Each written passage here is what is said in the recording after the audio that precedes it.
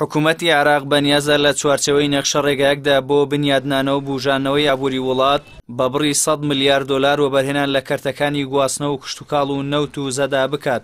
دەستەی نیشتیمانی وەبەرهێنانی عێراق لستێکی بڵاو کردوتەوە کە 157 پرۆژە لە خۆ دەگرێت و حکوومەتی بەغدا بەنیازە لە چوارچەوەی کۆنگرەی نێودەوڵەتی ئاوادانکردنەوەی عێراقدا کە بڕیارە 12 تا 14 مانگە لە کۆیت بەڕێوە بچێت وەبەرهێنانیان تێدا بکات.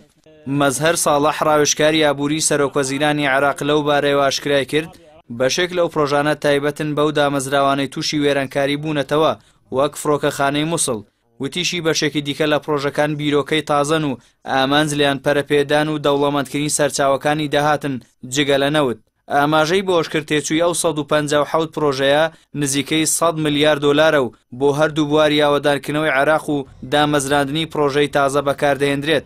ڕاوێژکاری ئابووری سەرۆکوەزیرانی عێراق وتیشی وەبەرهێنان لە هەردوو کەرتی نەوت و کشتوکاڵ بۆ حکوومەتی عێراق ئاسانە بەراورد بە بوارەکانی دیکە. بەو پێی لە بواری نەوت خاوەنی یەدەگێکی دەوڵەمەندە و لە بواری کشتوکاڵیش زەوی بەرفراوان و سەرچاوەی ئاوی زۆری هەیە. بەپێی زانیاریەکان لەو بڕەپارەی بەشێکی بۆ 3 پرۆژەی گەورە تەرخان دەکرێت.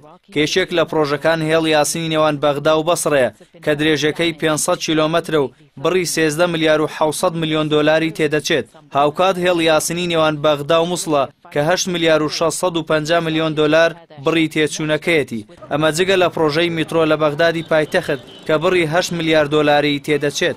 هاوکات پلانی ئاوادانکردنەوەی نەخۆشخانە و قوتابخانە و ڕێگاوبانەکان و بواری پەیوەندیەکان لەو پرۆژانن کە حکوومەتی عێراق بەنیازە ئەنجامیان بدات. بەم پێش دەتوانێت هەلی کار بۆ ڕێژەیەکی بەرچاو لە چینی گەنجان دابین بکات.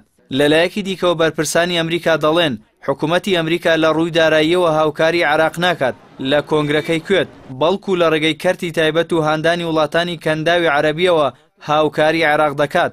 ئەمە لە کاتێکدا ڕاوێژکارەکەی سەرۆکوەزیرانی عێراق پێشبینی دەکات هەریەکە لە ئەمریکا و ئەوروپا وڵاتانی عەرەبی و نەتەوە گرتوەکان و ڕێکخراوە مرۆییەکان هاوکاری باشی حکوومەتی عێراق بکەن.